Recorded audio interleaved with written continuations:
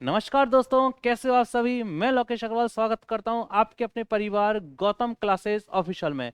तो बच्चों, जैसा कि आप देख पा रहे हो, ये जो सेशन है वो यूपी पीएससी आरओ एआरओ को टारगेट करते हुए रखा गया है, जिसमें आज हम प्राचीन भारत के सभी कंप्लीट प्रीवियस ईयर क्वेश्चंस और कुछ एक्सपेक्टेड क्वेश्चन को आज हम देखने वाले हैं, वो भी डिटेल एक्सप्लेनेशन के साथ। तो जो बच्चे आरओ एआरओ की तैयारी कर रहे हैं बच्चा, उनके लिए बहुत ही ज्यादा मददगार साबित होने वाले हैं। इसलिए इस सेशन पर अंत तक बने रहना है और जल्दी से इस सेशन को लाइक और शेयर कर दीजिए। तो आइए बच्चों, हम अपने पहले क्वेश्चन की तरफ मूव करते हैं।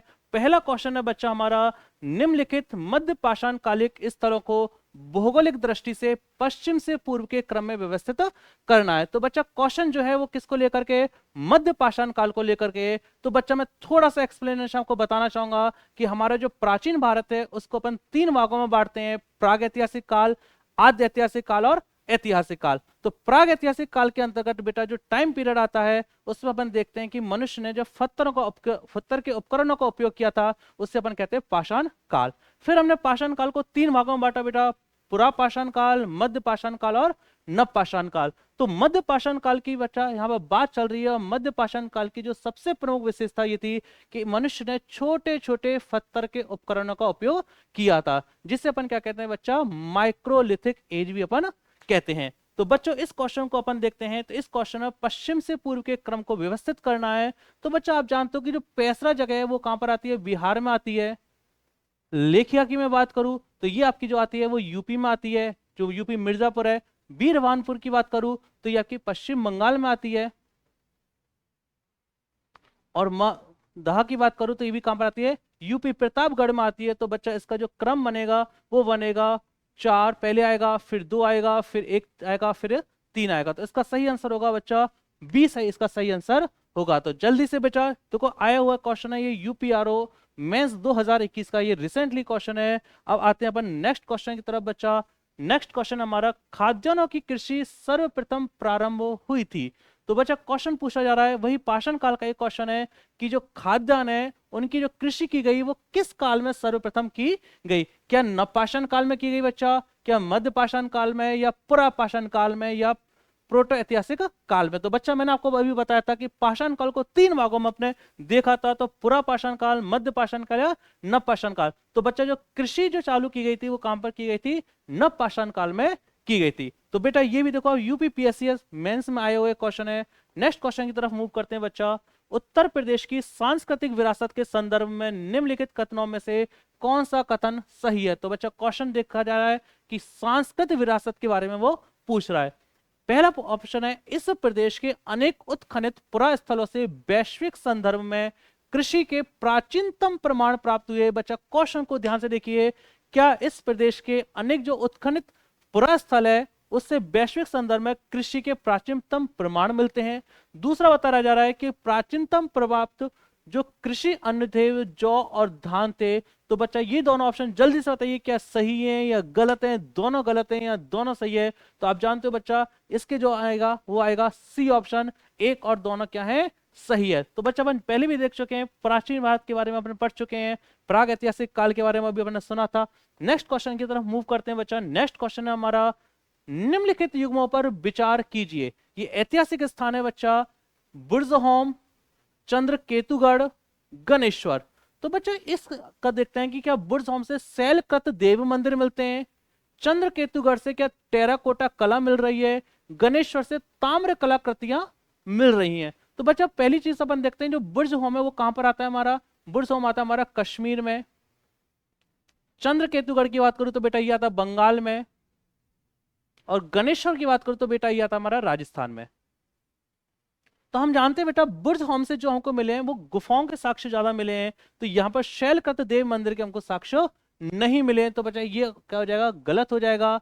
चंद्र केतुगढ़ से बच्चों को टेराकोटा कला के बारे में जानकारी मिलती है। और गणेश्वर क्या बेटा आपने नाम सुना होगा, सीकर में, राजस्थान में ये सभ्यता डेवलप हुई है, जो कि एक तरीके से ताम्र सभ्यताओं की जननी भी कहा जाता है, या ताम्र। तो इस गण देखे तो यहाँ से हमको जो मिले वो क्या मिले, ताम्र कलाकृतियां ज्यादा मिली है। तो बच्चा इसका सही आंसर हो जाएगा 2 और 3, ऑप्शन डी। नेक्स्ट क्वेश्चन की तरफ मूव करते हैं बच्चा। ये क्वेश्चन देखिए आईएएस प्री 2021 में आया हुआ क्वेश्चन है बच्चा। तो ये सारे क्वेश्चन जो है सिलेक्टेड क्वेश्चन लिए हुए हैं मैंने। नीचे दो कथन दिए गए हैं, एक को अभिकथन तथा दूसरे के कारण कहा गया है। तो अभिकथन है बच्चा, विंध्य क्षेत्र के पाषाण युगीन लोगों ने नूतन भूतल काल के अंत में गंगा घाटी में प्रव्रजन किया। क्वेश्चन कहना चाह रहा है बच्चा, विंध्य क्षेत्र के जो पाषाण युगीन लोग थे उन्होंने नूतन काल जो था उसके अंत में क्या वो गंगा घाटी की ओर चले गए। दूसरा इसमें बताया बेटा इसका कारण क्या था कि जलवायु परिवर्तन के कारण इस काल में शुष्कता का चलन था। तो दोनों ऑप्शनों को जब अपन देखते हैं बच्चा तो हमारे दोनों ऑप्शन क्या पाए जाते हैं, सही पाए जाते हैं। और ये भी देखा जाता है कि भाई जलवायु परिवर्तन की वजह से ही लोगों ने क्या किया, गंगा घाटी में प्रव्रजन किया। तो इसका सही आंसर क्या हो जाएगा बच्चा, क्या ए और आर दोनों सही है? तो आप जानते हो ए और आर दोनों सही है और आर क्या कर रहा है, एक ही सही व्याख्या कर रहा है। तो नेक्स्ट क्वेश्चन की तरफ देखो बेटा, ये क्वेश्चन आया हमारा यूपीआरओ में आया हुआ, मेंस 2016 में आया हुआ ये क्वेश्चन है। तो आइए बच्चा नेक्स्ट क्वेश्चन की तरफ मूव करते हैं। नेक्स्ट क्वेश्चन है हमारा, भारत में चांदी की उपलब्धता के प्राचीनतम साक्ष्य मिलते हैं। तो बच्चे जल्दी से बताइए कि हमको चांदी के जो साक्ष्य है वो कब मिल रहे हैं, कहां से मिल रहे हैं? क्या हड़प्पा संस्कृति में मिल रहे हैं? क्या पश्चिमी भारत की ताम्रपाषाण संस्कृति में हमको सर्वप्रथम चांदी के साक्ष्य मिल रहे हैं? क्या वैदिक संहिता में मिल रहे हैं? या चांदी के आहत सिक्कों में मिल रहे हैं? तो बच्चा आप जानते हो कि चांदी के जो प्राचीनतम साक्ष्य है वो कहां से मिलते हैं, हमको हड़प्पा संस्कृति से मिलते हैं। तो जल्दी से मैं हड़प्पा सभ्यता की कुछ आपको विशेषताएं बताने वाला हूं थोड़ी देर में। यहां पर ये क्वेश्चन बच्चा आईएएस प्री 1994 में आया हुआ क्वेश्चन है। नेक्स्ट अपन देखते हैं बच्चा, सूची 1 को सूची 2 से सुमिलित कीजिए तथा नीचे दिए गए कूट से सही उत्तर चुनिए। तो बच्चा ये क्वेश्चन आप देख पा रहे हो कि यहाँ पर एक तरफ हड़प्पाई जो नगर थे उनके बारे में बताया गया है और यहाँ पर जो जो चीजें मिली है उनके बारे में बताया गया है। तो बच्चा आप जानते हो कि जो हड़प्पा सभ्यता है, हड़प्पा सभ्यता से जो हमको मिला वो क्या मिला है, R37 कब्रिस्तान हमको यहाँ से मिलता है। लोथल से हमको यहाँ पर गोदी मिल रहा है। कालीबंगा का जो अर्थ हुआ करता था बेटा, उसका अर्थ था जुते, कालीबंगा से जो हमको मिलते हैं जुते हुए खेत मिल रहे हैं। और मोहनजोदड़ो से बेटा हमको क्या मिलता है, नर्तकी की मूर्ति मिल रही है। जल्दी से मेन वाक्य के बारे में बताता हूँ बेटा, जो हड़प्पा सभ्यता है उसको हड़प्पा सभ्यता क्यों कहते हैं, क्योंकि सर्वप्रथम 1921 में दयाराम साहनी ने हड़प्पा नगर की खोज की थी, इसलिए इसको क्या बोलते हैं, हड़प्पा सभ्यता कहते हैं। यहाँ का जो प्रमुख हुआ करता था एक मोहनजोदड़ो हुआ करता था। और मोहनजोदड़ो का जो अर्थ है आप सभी जानते हो क्या है, मृतकों का टीला, जहां से हमको क्या मिली है बच्चा, नर्तकी की मूर्ति मिली है। लोथल और कालीबंगा की मैं बात करूं तो बेटा लोथल गुजरात में है और कालीबंगा हमारा कहां पर है, राजस्थान में। और कालीबंगा का जो अर्थ होता है उसे अपन क्या कहते हैं, काले रंग की चूड़िया। तो बच्चों इसका जो सही आंसर होगा वो क्या हो जाएगा हमारा, ए का 1, वी का 2, सी का 4 और डी का 3। तो इसका सही आंसर हो जाएगा बेटा ऑप्शन डी। नेक्स्ट देखो बेटा, ये आया यूपी पीसीएस मेंस 2017 का ये क्वेश्चन है बच्चा। नेक्स्ट क्वेश्चन की तरफ मूव करते हैं, सैंदव सभ्यता का महान स्नानागार कहां से प्राप्त हुआ है? तो बच्चे जो हमको विशाल स्नानागार या महान स्नानागार मिल रहा है वो क्या मोहनजोदड़ो से मिल रहा है, क्या वो लोथल से मिल रहा है, क्या वो हड़प्पा से मिल रहा है, क्या वो कालीबंगा से मिल रहा है? तो इसका सही आंसर क्या हो जाएगा बच्चा, मोहनजोदड़ो। तो मोहनजोदड़ो से हमको क्या मिला है बेटा, बृहद स्नानागार मिला है। मोहनजोदड़ो से हमको बहुत सारी चीजें भी मिली है।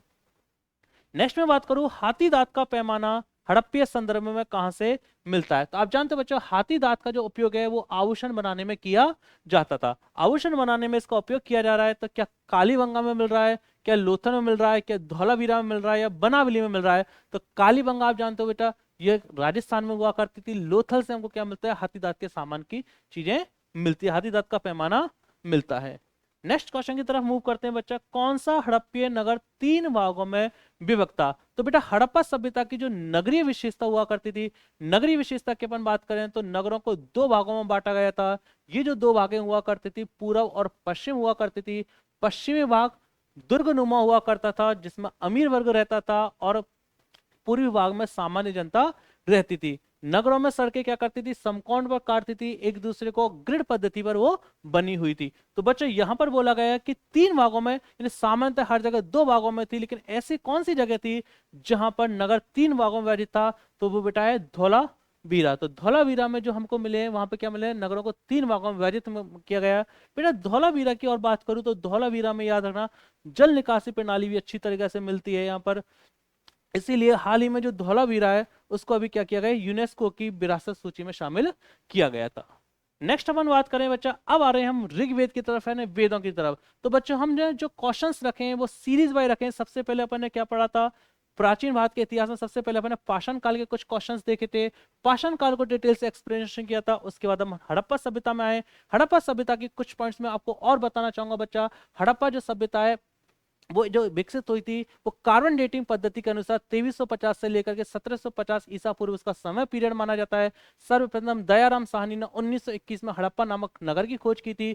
सिंधु नदी के किनारे विकसित होने के कारण इसका नाम क्या पड़ गया, सिंधु घाटी सभ्यता और हड़प्पा सभ्यता। इस सभ्यता को अपन कांस्ययुगीन सभ्यता भी कहते हैं, क्योंकि यहाँ पर सर्वाधिक मात्रा में कांसे के बर्तन का क्या हुआ है, उपयोग हुआ है। इसके अलावा बेटा मैं और विशेषताओं की बात करूं तो यहाँ की सबसे अच्छी जो विशेषता मिलती है वो मिलती है नगरीय प्रणाली। नगर में जो कमरे थे, जो मेन दरवाजे हुआ करते थे, आपको पता है बेटा कहां पर खुलते थे, सड़क के मुख नहीं खोल करके पीछे की तरफ खुलते थे। इसके अलावा बच्चों अपन बात करें, यहाँ पर शवाधान की पद्धति प्रचलित थी। यहाँ पर जादू टोने के बारे में भी हमको जानकारी मिलती है। अब बेटा आते हैं कि सभ्यता का जो अंत हुआ था उसमें कई चीज मानी जाती है, जैसे आर्यों का आक्रमण हुआ था, एक इसका कारण बाढ़ भी माना जाता है, कई महामारियां भी मानते हैं। तो बेटा उसके बाद यहाँ पर जो हमारा टाइम पीरियड आता है हड़प्पा सभ्यता के बाद, उसको अपन कहते हैं वैदिक काल। कौन सा टाइम पीरियड कहते हैं बच्चा, वैदिक काल। वैदिक काल की मैं बात करूँ तो वैदिक काल का जो माना जाता है, दो प्रकार का टाइम पीरियड माना जाता है। वैदिक काल को दो भागों में बांट के चलते हैं। एक को बोलते हैं हम ऋग्वैदिक काल, क्या बोलते हैं बच्चा, ऋग्वैदिक काल। और दूसरे को हम क्या बोलते हैं, उत्तर वैदिक काल। दूसरा जो हमारा काल है वो कौन सा बच्चा, उत्तर वैदिक काल। ऋग्वैदिक काल का बेटा टाइम पीरियड देखो तो ये आता है हमारा 1500 ईसा पूर्व से लेकर के 1000 ईसा पूर्व। और वही उत्तर वैदिक काल की बात करूं तो बेटा ये आता है हमारा 1000 ईसा पूर्व से लेकर के 600 ईसा पूर्व। तो बच्चा यहां पर बताया गया कि ऋग्वेद क्या है। तो बच्चा आप जानते हो हमारी जो वेद है वो कितने वेद हैं, चार। कितने वेद हैं बच्चा, चार वेद हैं। कौन कौन से चार वेद हैं बच्चा, ऋग्वेद, यजुर्वेद, सामवेद और अथर्ववेद। कितने वेद है बच्चा, चार वेद हमारे। इनमें जो सबसे प्राचीन जो वेद है बच्चा वो कौन सा है, हमारा ऋग्वेद। सबसे प्राचीन जो वेद आता है वो कौन सा बच्चा, हमारा ऋग्वेद है। तो यहां पर बोला गया है कि ऋग्वेद क्या है, स्त्रोतों का संकलन है, कथाओं का संकलन है, शब्दों का संकलन है, यह युद्ध का ग्रंथ है। तो आप जानते हो बच्चा जो ऋग्वेद है हमारा क्या है, स्त्रोतों का संकलन। ऋग्वेद की बात करूं बच्चा तो यहाँ पर हमने जो वेद हैं उनको श्रुति परंपरा के माध्यम से एक पीढ़ी से दूसरी पीढ़ी पर पहुंचा गया है, जिनका संकलन हमने बाद में किया है बच्चा। और ऋग्वेद की अपन बात करें तो ऋग्वेद इनमें सबसे प्राचीन है और संस्कृत में लिखा हुआ है। तो बच्चे इस क्वेश्चन को आप देख पा रहे हो, ARO 2016 प्री में ये पूछा हुआ है। नेक्स्ट क्वेश्चन की तरफ मूव करते हैं बच्चा। नेक्स्ट क्वेश्चन है गोपत ब्राह्मण संबंधित है, यानी यहाँ पर बच्चा वेदों के नाम दिए गए हैं कि उनसे कौन से ब्राह्मण होते हैं। तो जो गोपत ब्राह्मण है बच्चा जल्दी से बताइए किसके साथ होते हैं। तो आप जानते हो यजुर्वेद जो है उसका संबंध हमारे किस ब्राह्मण से, शतपथ ब्राह्मण से। अथर्ववेद का जो संबंध है वो हमारे किससे बचा, गोपद ब्राह्मण से। ऋग्वेद की मैं बात करूं तो ऐतरेय से। और सामवेद की बात करूं तो बेटा किससे, पंचविशा से। तो इसका सही आंसर क्या हो जाएगा बेटा, अथर्ववेद। नेक्स्ट क्वेश्चन, अथर्ववेद के बारे में हम जानते हैं बेटा, अथर्ववेद जो फेमस था वो किसके लिए था, जादू टोने के लिए फेमस हुआ करता था। नेक्स्ट क्वेश्चन की तरफ मूव करते हैं बच्चा। धर्म तथा रीत भारत की प्राचीन वैदिक सभ्यता के एक केंद्रीय विचार को चित्रित करते हैं। इस संदर्भ में निम्नलिखित कथनों पर विचार कीजिए। बेटा क्वेश्चन आप देखिए, क्वेश्चन है IAS प्री 2011 का हुआ क्वेश्चन है कि धर्म और रीत, दो चीज उन्होंने बताई है कि धर्म और रीत के बारे में क्या है कि प्राचीन वैदिक सभ्यता के केंद्रीय विचार को चित्रित करते हैं। पहली चीज को देखते हैं, पहले स्टेटमेंट को, धर्म व्यक्ति के दायित्व एवं श्रम तथा दूसरों के प्रति व्यक्तिगत कर्तव्यों की संकल्पना था। दूसरा ऑप्शन देखिए बच्चा, ऋत मूलभूत नैतिक विधान था जो सृष्टि और उसमें अंतर्निहित सारे तत्वों के क्रियाकलापों को संचालित करता था। तो जल्दी से बेटा अपन थोड़ा ऋत को समझते हैं। ऋत क्या था बच्चा, तो ऋत एक तरीके से नैतिक परंपरा थी। क्या थे, नैतिक नियम थे। इनका जो संचालक देवता था वो कौन था बेटा, वरुण था। कौन था, वरुण। इसलिए वरुण को क्या बोला गया, ऋतस्य गोपा। क्या बोला गया बच्चा, ऋतस्य गोपा। अर्थात सारे जो सृष्टि के नियम चलते थे उनको जो कंट्रोल करते थे वो कौन थे? वरुण थे। तो बच्चे यहाँ पर आप देख पा रहे हो क्या धर्म व्यक्ति के दायित्व और स्वयं तथा दूसरे के प्रति व्यक्तिगत कर्तव्यों की संकल्पना था, बिल्कुल सही है बच्चा। ऋत क्या था? नैतिक विधान था जो सृष्टि और उसमें अंतर्निहित सारे तत्वों के क्रियाकलापों को क्या कर रहा है? संचालित। तो बच्चा हमारे दोनों ऑप्शन क्या हो जाएंगे? सही हो जाएंगे, पहला और दूसरा सही। नेक्स्ट क्वेश्चन की तरफ मूव करते हैं बच्चा। नेक्स्ट क्वेश्चन है हमारा, महाभारत मूलतः किस रूप में जानी जाती है? तो बच्चा क्वेश्चन कहना चाह रहा है कि जो महाभारत है उसका मूल नाम क्या है? व्रत कथा, बृहत संहिता, ब्राह्मण या जय संहिता? तो बच्चा महाभारत का जो मूलतः नाम था वो किस रूप में था? जय संहिता के रूप में था। और महाभारत जो है वो, महाभारत और रामायण हमारे क्या माने जाते हैं? महाकाव्य माने जाते हैं। नेक्स्ट क्वेश्चन की ओर मूव करते हैं बच्चा। वैदिक कर्म कांड में होत्री का संबंध किससे है? तो बेटा होत्री का संबंध क्या ऋग्वेद से, यजुर्वेद, साम या अथर्ववेद? तो जल्दी से अपन देखते हैं कि होत्री का जो संबंध आता है बच्चा कहां से आता है?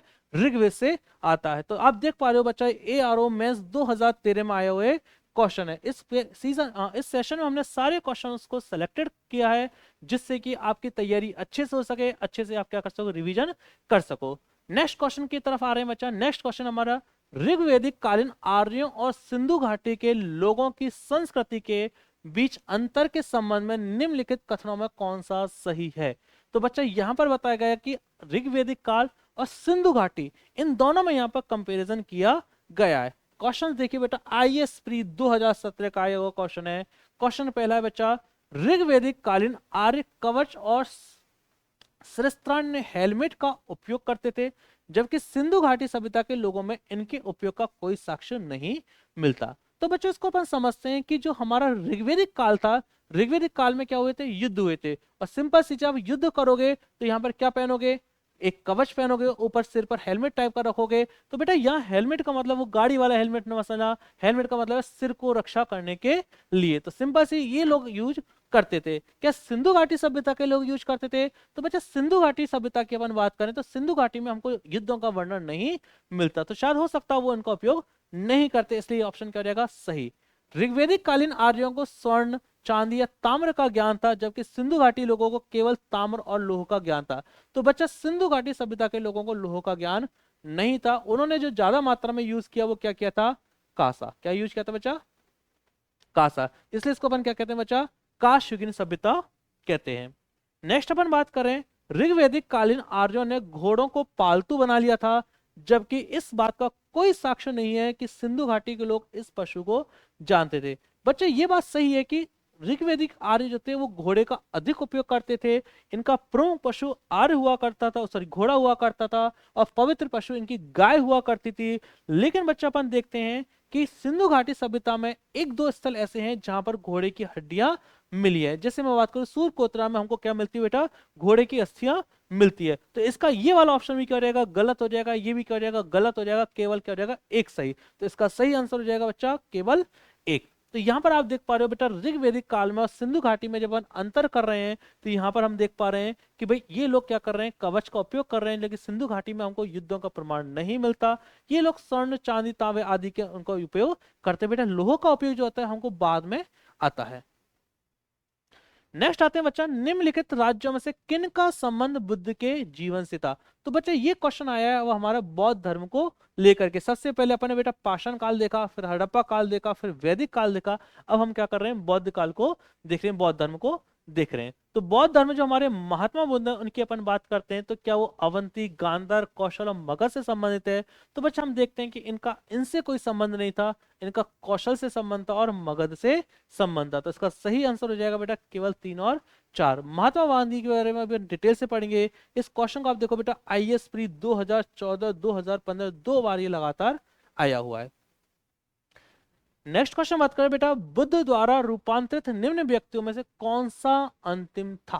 यानी ऐसा कौन सा व्यक्ति था अंतिम जिसको बुद्ध ने ज्ञान दिया था, उसको रूपांतरित किया? तो क्या आनंद था? तो आनंद आप जानते हो बेटा उनका प्रिय शिष्य हुआ करता था। वसुमित्र, कौशल या सुबुद्ध? तो अंत में जो आता है वो कौन आता है बच्चा? सुबुद्ध आता है। यहीं पर ये वैशाली में रुके हुए रहते हैं और यहीं पर बाद में जाकर के जो कुशीनगर जाते हैं तो यहाँ पे इनको क्या रहता है? महापरिनिर्वाण की प्राप्ति होती है। बुद्ध ने अपने जीवन की अंतिम वर्षा ऋतु कहां पर बिताई थी? क्या श्रावस्ती में, वैशाली में, कुशीनगर में, सारनाथ में? तो बच्चा आप देख पा रहे हो कि बुद्ध ने जो अपने जीवन की अंतिम वर्षा ऋतु बताई थी वो कहां बिताई थी बच्चा? वैशाली में बिताई थी। यहीं से वो अंतिम समय में फिर कुशीनगर चले गए थे।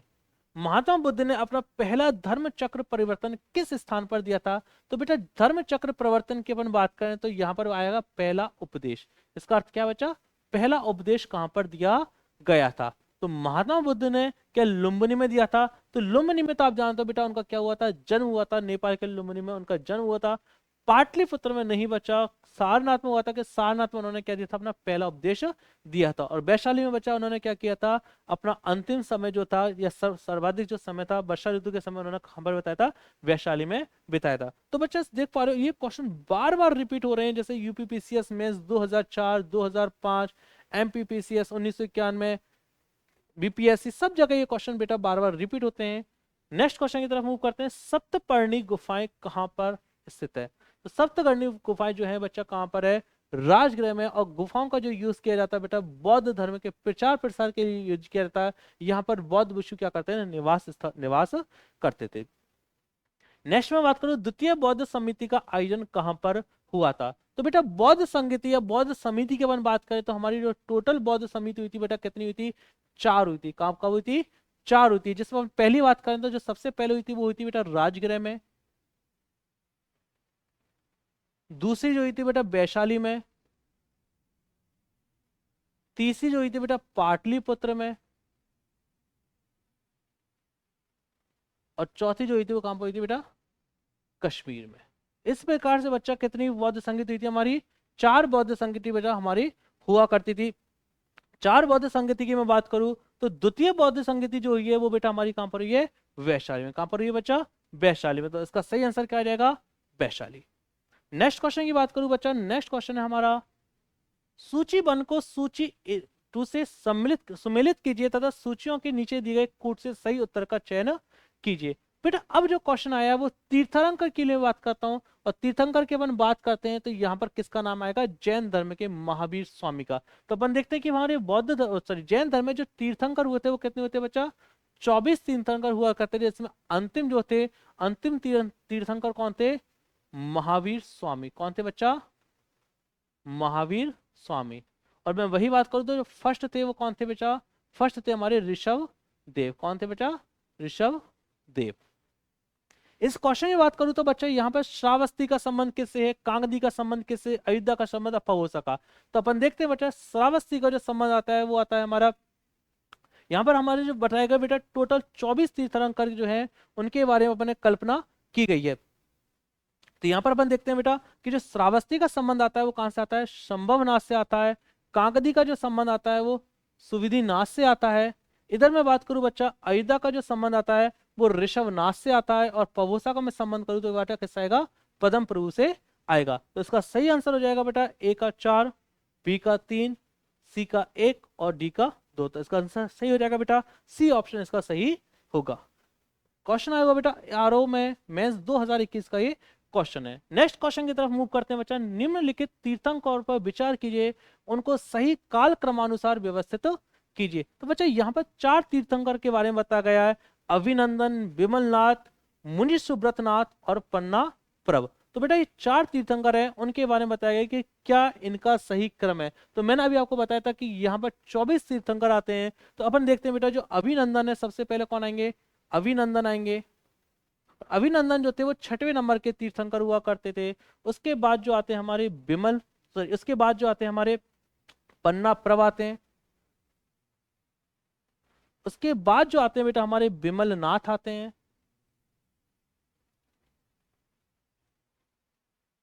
इसके बाद जो आते हैं बेटा हमारे कौन आते हैं? मुनि सुब्रत आते हैं।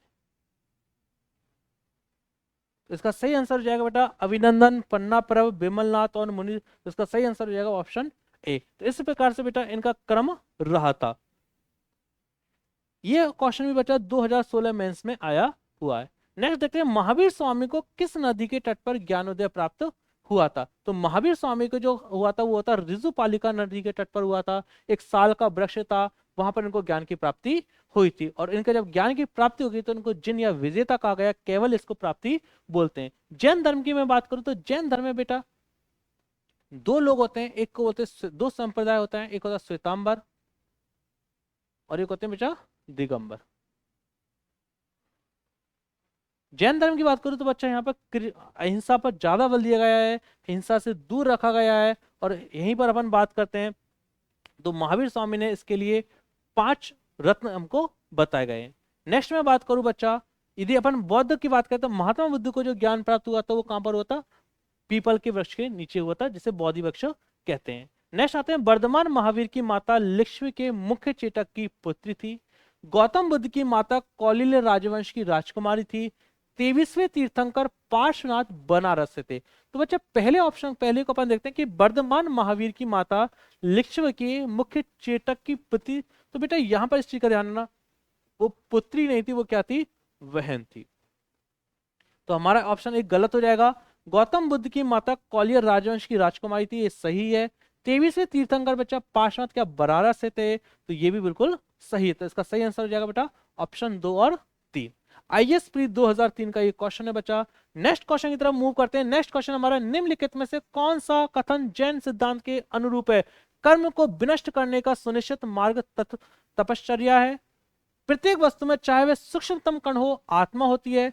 कर्म आत्मा का विनाशक है और अवश्य इसका अंत करना चाहिए। तो बच्चा आप जान पा रहे हो जैन सिद्धांतों के अनुसार ये तीनों ही चीजें क्या है? सही है। तो इसका आंसर हो जाएगा बेटा 1, 2, 3 कि कर्म को विनिष्ट करने का सुनिश्चित मार्ग तपस्या करना है। दूसरा, प्रत्येक वस्तु में चाहे वह सूक्ष्मतम कण हो, उसमें क्या होती है? आत्मा होती है। कर्म आत्मा का विनाशक है और अवश्य इसका अंत करना चाहिए। यानी हम अच्छे कर्म करेंगे तो बच्चा हमको क्या होगा? जल्दी ज्ञान की प्राप्ति हो जाएगी। नेक्स्ट क्वेश्चन की तरफ देखते हैं बच्चा। तो यहाँ पर बताया गया कि नीचे दी गई सूचियों को हमको क्या करना है? मिलान कर रहा है। तो यहाँ पर आचार बताए गए और यहाँ पर उनके सिद्धांत बताए गए हैं। तो लकुलिश किससे संबंधित थे? तो बेटा लकुलिश जो हुआ करते थे संप्रदाय, वो पाशुपत से संबंधित हुआ करते थे। नागार्जुन ने जो सिद्धांत दिया था वो बेटा किसका दिया था? शून्यवाद का उन्होंने सिद्धांत दिया। भद्रबाहु जो संबंधित थे वो किससे थे? जैन धर्म से संबंधित थे। और गौशाल जो थे वो किससे संबंधित थे? आजीवक संप्रदाय से संबंधित हुआ करते थे। तो बच्चा इसका सही आंसर क्या हो जाएगा? ए का 3, बी का 2, एक का 3, बी का 2। तो इसका सही आंसर हो जाएगा ऑप्शन बी। नेक्स्ट क्वेश्चन की तरफ मूव करते हैं बच्चा।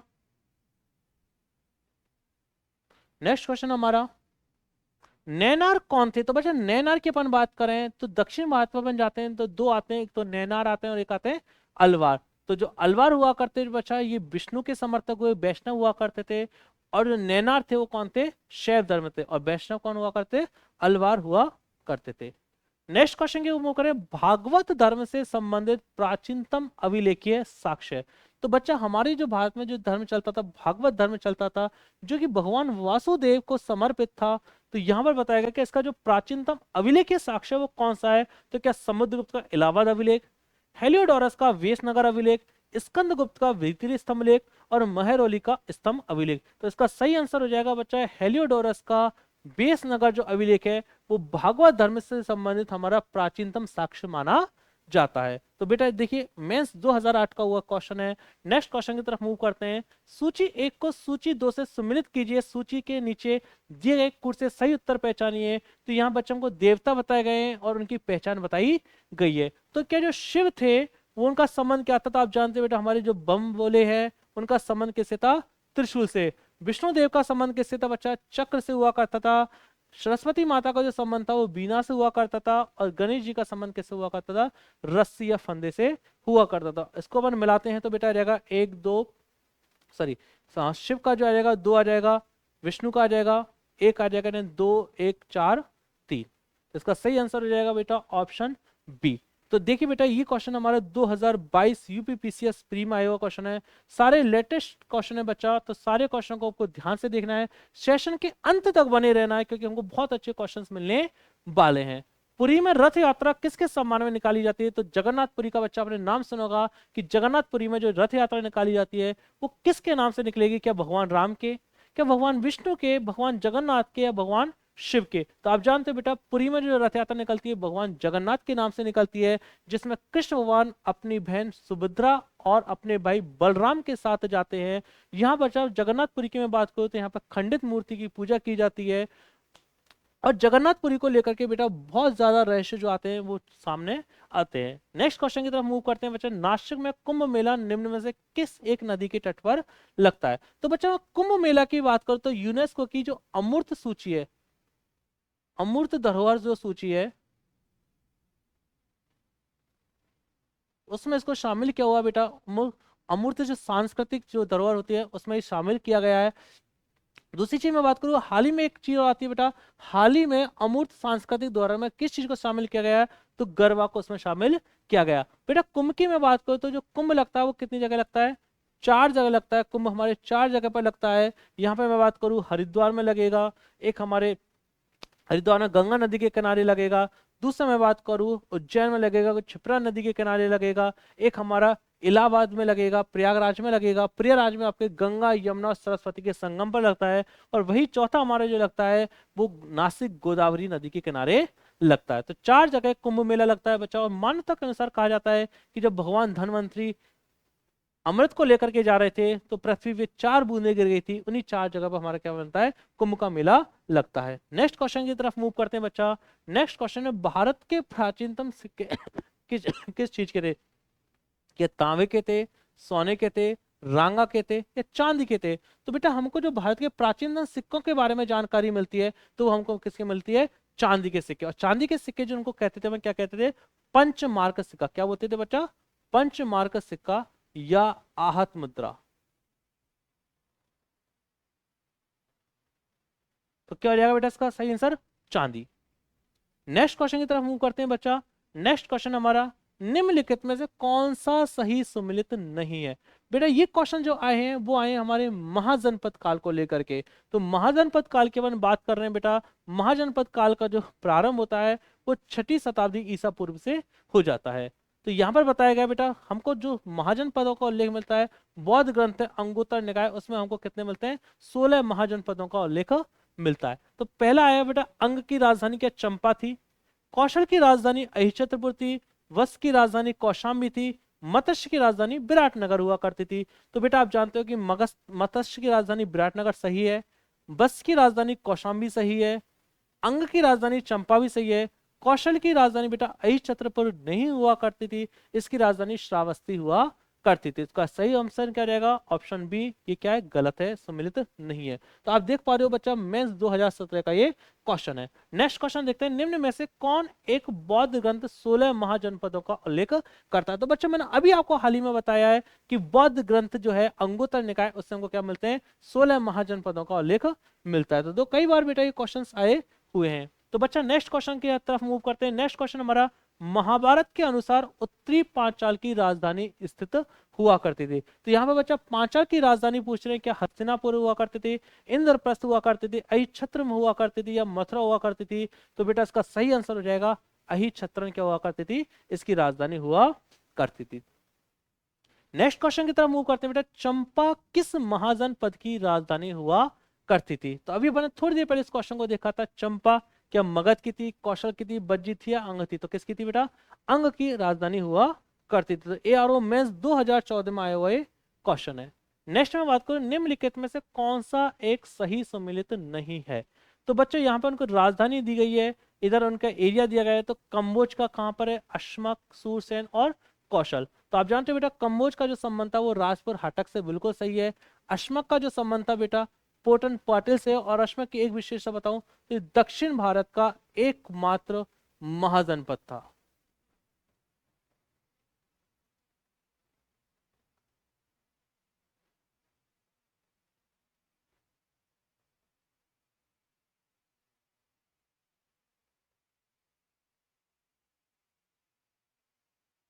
इधर मैं बात करूं बेटा सूरसेन, तो सूरसेन के जो संबंध है कौशाम्बी से होगा कि किससे हुआ करता है बेटा? मथुरा से।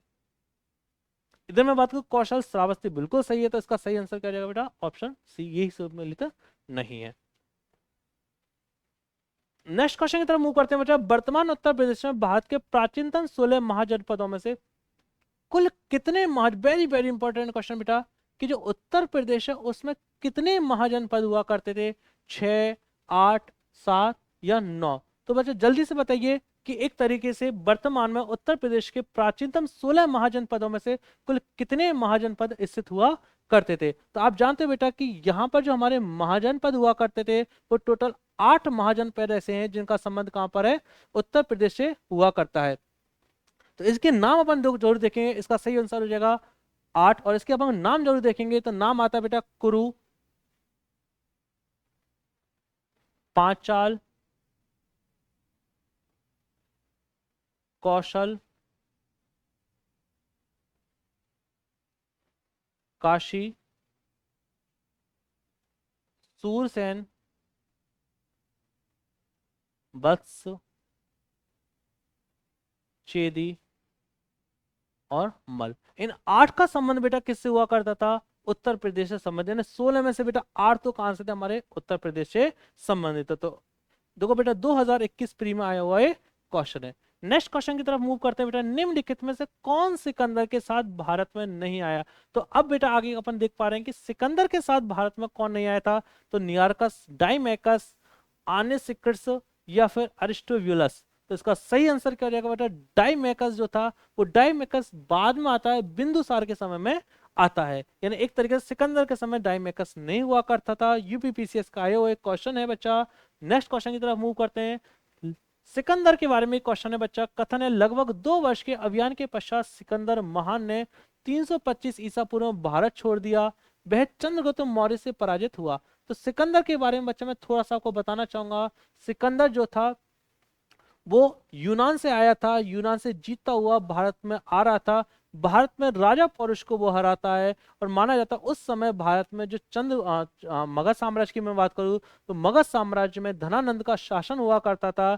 बहुत सारे युद्ध करने के बाद इसकी सेना ने युद्ध करने से मना कर दिया और वो वापस चला जाता है। तो यहाँ पर क्या हुआ बच्चा, वो एक तरीके से वापस चला गया। दूसरी चीज बेटा, चंद्रगुप्त मौर्य से वो पराजित नहीं हुआ था, तो कारण क्या हो जाएगा, गलत हो जाएगा। तो इसका हो जाएगा ऑप्शन ए सही है, लेकिन कारण आर क्या है, गलत है। नेक्स्ट क्वेश्चन की तरफ मूव कर दूं बच्चों। नेक्स्ट क्वेश्चन हमारा, भारत में सिकंदर की सफलता निम्न कारणों में से थी। तो बेटा सिकंदर क्यों सफल हुआ उसके बारे में यह पूछा है कि उस समय भारत में कोई केंद्रीय सत्ता नहीं थी।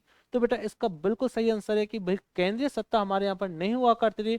मगध साम्राज्य थोड़ा विकसित हुआ करता था, विशाल हुआ करता था, लेकिन अभी भी वो एक तरीके से पूरे भारत पर कंट्रोल नहीं करता था। दूसरी चीज मैं बात करूं, क्या सिकंदर की फौज बेहतर थी? तो बच्चा इतने युद्धों को वो जीतते आ रहा है तो उसकी फौज बेहतर होगी होगी। उसे देशद्रोही शासकों से सहायता मिली, ये भी सही बात है कि भाई हमारे कई जो देशी राजा थे उन्होंने सिकंदर का क्या दिया था, साथ दिया था। क्या वह एक अच्छा प्रशासक था? तो बच्चा सफलता में अच्छा प्रशासक की उसकी कोई भूमिका नहीं थी। कई इतिहासकारों ने इस चीज को लिखा है, इसलिए इसका सही आंसर हो जाएगा बेटा ऑप्शन बी, 1, 2 और 3। अब देखिए बच्चा बार बार ये क्वेश्चन क्या हुआ, रिपीट हुआ है। नेक्स्ट क्वेश्चन की तरफ देखते हैं बच्चा। नेक्स्ट क्वेश्चन हमारा, उस वीर भारतीय राजा का नाम बताइए जिसे सिकंदर ने झेलम के तट पर पराजित किया था।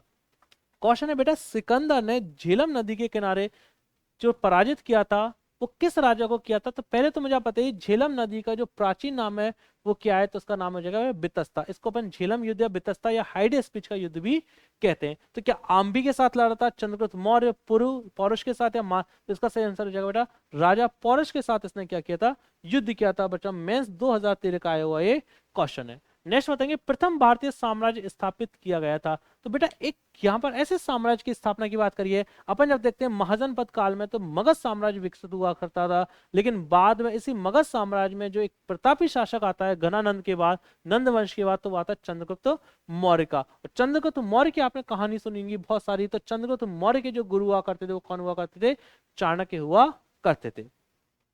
नेक्स्ट क्वेश्चन की तरफ बात करूं तो नेक्स्ट क्वेश्चन हमारा बेटा, कौटिल्य अर्थशास्त्र के अनुसार निम्नलिखित में से कौन सा कथन सही है? तो पहली चीज तो आप जानते हैं बेटा, अर्थशास्त्र जो है वो पुस्तक जो लिखी है वो किसके द्वारा लिखी गई है, कौटिल्य या विष्णुगुप्त या चाणक्य के द्वारा लिखी गई है। ये अर्थशास्त्र पुस्तक बेटा अर्थशास्त्र कहने को है, लेकिन इसमें राजनीति शास्त्र ज्यादा है, पूरी राजनीति से ये प्रेरित है। कि इसमें बताया गया है कि न्यायिक दंड के परिणाम स्वरूप कोई व्यक्ति दास हो सकता है। तो बिल्कुल सही है बच्चा, यानी किसी को न्याय दंड दिया गया है तो उसको दास बनाया जा सकता है। स्त्री दास अपने मालिक के साथ संघर्ष पुत्र जनन पर कानूनी तौर पर मुक्त हो जाती थी। तो बेटा अर्थशास्त्र में इस चीज को बताया गया है कि कोई स्त्री दास है वो अपने मालिक के साथ यदि पुत्र जन्म कर ले तो कानून से मुक्त, सॉरी कानूनी रूप से क्या हो जाती है मुक्त, तो ये भी क्या है सही है। यदि स्त्री दास का मालिक उस स्त्री से पैदा हुए पुत्र का पिता हो तो उस पुत्र को मालिक का पुत्र होने का कानूनी हक मिलता था। तो बेटा ये अर्थशास्त्र में नहीं बताया गया, तो इसका सही आंसर हो जाएगा केवल 1 और 2। आप देखेंगे बेटा रिसेंटली आईएएस प्री 2022 का ये क्वेश्चन है, बहुत ही डीपली क्वेश्चन इन्होंने लिया हुआ है। नेक्स्ट क्वेश्चन की तरफ मूव करेंगे बच्चा। नेक्स्ट क्वेश्चन हमारा किसके शासन काल में डीनकस को डाइमेकस बोला जाता है भारत आया था बच्चा? तो जल्दी से बताइए कि चंद्रगुप्त मौर्य, बिंदुसार, अशोक या कनिष्क? तो आप जानते हैं बेटा बिंदुसार के समय में डाइमेकस जो कि सीरिया के शासक थे उसका दूत हुआ करता था। आपको दूतों के नाम याद रखने बेटा, एक दूत आया था मेगास्थनीज जो आया था वो आया था किसके दरबार में? चंद्रगुप्त मौर्य के दरबार में आया था, और उसका ने जो पुस्तक लिखी थी उसका नाम क्या था बच्चा? इंडिका। यहां मैं बात कर रहा हूं डाइमेकस की या डिनकस की। तो डिनकस जो आया था वो चंद्रगुप्त मौर्य का बेटा था बिंदुसार, और बिंदुसार का एक नाम था बेटा अजात शत्रु। तो यहां पर नेक्स्ट में बात करो, सॉरी अजात शत्रु में अमित्रो चैट्स, बिंदुसार को क्या बोला जाता था? अमित्रो चैट्स, यानी शत्रुओं का नाशक। नेक्स्ट क्वेश्चन की तरफ बात करें बच्चा। नेक्स्ट क्वेश्चन हमारा किस प्राचीन नगर के अवशेष कुम्भहार स्थल से प्राप्त हुए हैं? यानी कुम्भहार यानी एक तरह जो स्थल है उससे हमको कैसे अवशेष प्राप्त, कहां से अवशेष प्राप्त हुए हैं? तो वैशाली, कपिलवस्तु, पाटलिपुत्र या श्रावस्ती? इसका सही आंसर हो जाएगा बेटा पाटलिपुत्र। तो यूपीपीसीएस मेंस 2011 का ये क्वेश्चन है। नेक्स्ट में बात करें चंद्रगुप्त मौर्य ने सेल्यूकस को किस वर्ष में पराजित किया था? तो बेटा आप जानते हो कि सिकंदर का ही जो एक तरीके से दूत हुआ करता था, उसका सेनापति हुआ करता था, उसका नाम था सेल्यूकस। तो जब चंद्रगुप्त मौर्य यहाँ पर शासक बन जाता है तो सेल्यूकस क्या करता है? भारत पर आक्रमण करता है, और बाद में जब वो चंद्रगुप्त मौर्य से पराजित करता है तो सेल्यूकस अपनी पुत्री हेलेना का विवाह किससे कराता है? चंद्रगुप्त मौर्य से कराता है, और 500 हाथियों के बदले गांधार, कंधार ये सारे क्षेत्रों को देता है। तो यहाँ पर इसका आंसर आ जाएगा बेटा 305 ईसा पूर्व में इसको पराजित किया था। नेक्स्ट क्वेश्चन की तरफ बात करें बेटा। नेक्स्ट क्वेश्चन हमारा सार्तवाह किसे कहते हैं? यानी यहां पर बताया गया है कि भाई एक शब्द है सार्तवाह। आजकल बच्चे ऐसे क्वेश्चंस बहुत ज्यादा पूछे जा रहे हैं, यूपीएससी आईएएस में बहुत भर के पूछता है कि दलालों को कहते थे, व्यापारी के काफिले को कहते थे, महाजनों को कहते थे, या तीर्थ यात्रियों को कहते थे? तो इसका सही आंसर हो जाएगा बेटा व्यापारियों के काफिले। तो व्यापारी का जो काफिला होता था उसको क्या बोला जाता था? सार्तवाह कहा जाता था। नेक्स्ट क्वेश्चन की तरफ मूव करते हैं बेटा। नेक्स्ट क्वेश्चन हमारा सुमिलित कीजिए निम्न कूटों में से सही कौशाम्बी, कुशीनगर, सारनाथ या श्रावस्ती? तो जल्दी से अपन इसको क्या करेंगे बच्चा? सुमिलित करेंगे कि भाई किसका संबंध किससे है। तो अपन देखते हैं बेटा कि जो संबंध बताए गए हैं वो बताए गए कि जो कौशाम्बी का जो संबंध हो जाएगा बेटा वो किससे हो जाएगा? घोषिताराम मठ से। किससे हो जाएगा बेटा? घोषिताराम मठ से। कुशीनगर की मैं बात करूं तो बेटा कुशीनगर का जो संबंध है वो किससे हो जाएगा? रानामर स्तूप से। सारनाथ की बात करूं तो सारनाथ का जो संबंध है बेटा किससे हो जाएगा? धमेक स्तूप से। और श्रावस्ती का संबंध जो हो जाएगा वो किससे हो जाएगा बेटा? सहित महित से हो जाएगा। तो जल्दी से बन देते हैं बेटा। कौशाम्बी का जो संबंध है वो घोषिताराम मठ से है, कुशीनगर का रानामर स्तूप से है, सारनाथ का धमेक स्तूप से, और श्रावस्ती का किसे? सहित महित से। तो इसका सही आंसर हो जाएगा बेटा ए का 2, तो ए का 2 बेटा 2 ऑप्शन है, बी का 3, तो ए का 2, बी का 3। इसका सही आंसर हो जाएगा बेटा ऑप्शन सी। यूपीपीसीएस मेंस 2010 में आया हुआ क्वेश्चन है बेटा। तो आपको इस चैनल जो है गौतम क्लासेस जो है बेटा उसको जल्दी से आपको सब्सक्राइब कर लेना है, बेल आइकन दबा लेना है। हम मैथ्स, रीजनिंग, जीके सारी जो है मैराथन सीरीज ला रहे हैं जिससे कि बच्चा को एक तैयारी करने में अच्छी सहूलियत हो। नेक्स्ट क्वेश्चन की तरफ देखते हैं बच्चा। अशोक के शिलालेखों को सर्वप्रथम किसने पढ़ा था? तो अशोक के शिलालेख की बात चल रही है बेटा, किसने इसको सर्वप्रथम पढ़ा? क्या वूलर ने पढ़ा था, रॉबर्ट सेवेल ने पढ़ा था, जेम्स प्रिंसेप ने पढ़ा था, या कॉड्रिगटन ने पढ़ा था? तो इसका सही आंसर आता है बेटा जेम्स प्रिंसेप। ये क्वेश्चन बेटा कई बार मल्टीपल टाइप्स क्या पूछा गया, क्वेश्चन एग्जाम में पूछा गया है। नेक्स्ट क्वेश्चन की तरफ मूव करते हैं बेटा। नेक्स्ट क्वेश्चन हमारा सूची वन को सूची सेकंड से सम्मिलित कीजिए तथा सूचियों के नीचे दिए गए कूट में सही उत्तर चुनिए। यहाँ पर बेटा अधिकारियों के नाम आ गए और यहाँ पर उनके कार्य बताया गया। तो यहाँ पर बताया गया किस अधिकारी का कौन सा कार्य हुआ करता था। तो इधर अपन देखते हैं बेटा सूची 1 और सूची 2 को इसमें बताया गया है। तो यहाँ पर जो तलार हुआ करता था बेटा तो तलार का जो होता था वो क्या हुआ करता था, रात्रि सुरक्षा कर्मियों का अधिकारी हुआ करता था।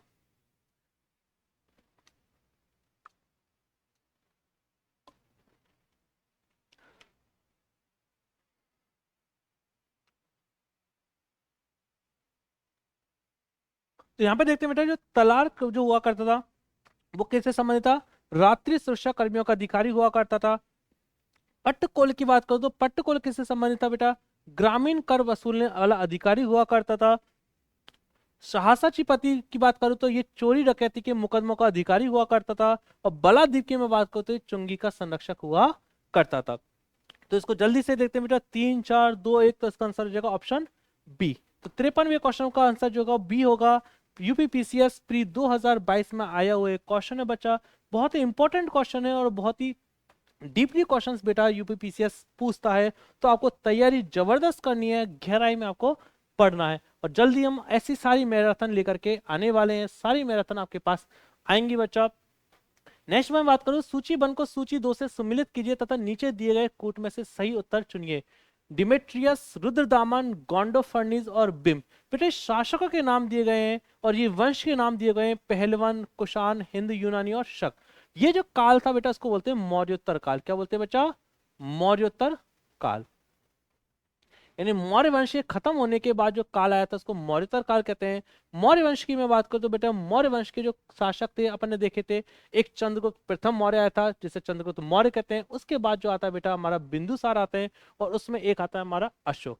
अशोक की बात करूं तो बेटा जो अशोक का जो काल है वो माना जाता है कि उसने स्तूप बहुत लिखे थे और अशोक में 14 शिलालेखों का वर्णन मिलता है। और यहाँ पर बताया गया कि 261 ईसा पूर्व में अशोक ने एक युद्ध लड़ा था जो कि शासन के 8वें वर्ष में लड़ा था, जिसका नाम था कलिंग का युद्ध। और जो कलिंग का युद्ध है बेटा वो कहाँ पर है, कलिंग कहाँ पर है, उड़ीसा में। और उसी के बाद अशोक ने क्या कर लिया था, अहिंसा का मार्ग अपना लिया था, बौद्ध धर्म को अपना लेता है वो, और बुद्ध की शिक्षाओं को आगे बढ़ाता है और एक नीति लेकर के आता है, उसको क्या बोलते हैं बेटा, धम्म नीति। और धम्म नीति का वो प्रचार प्रसार करता है, अपने पुत्र पुत्रियों को बाहर भेजता है और धम्म नीति का वो संरक्षण करता है। यहाँ पे मैं बात करूं बेटा जब मौर्य वंश की जो सत्ता है वो कमजोर होती जाती है, तो लास्ट में इसका जो वंश का शासक होता है बृहद्रथ होता है। इसी बृहद्रथ को मार करके पुष्यमित्र शुंग क्या कर देता है, अधिकार कर लेता और शुंग वंश की स्थापना करता। उसी समय बच्चा कोई केंद्रीय सत्ता का अभाव होने के बाद विदेशी शासक यहाँ पर आक्रमणकारी के रूप में आए थे, जिनमें हमारे हिंद यवन आए थे, कुषाण आए थे, पहलवन आए थे और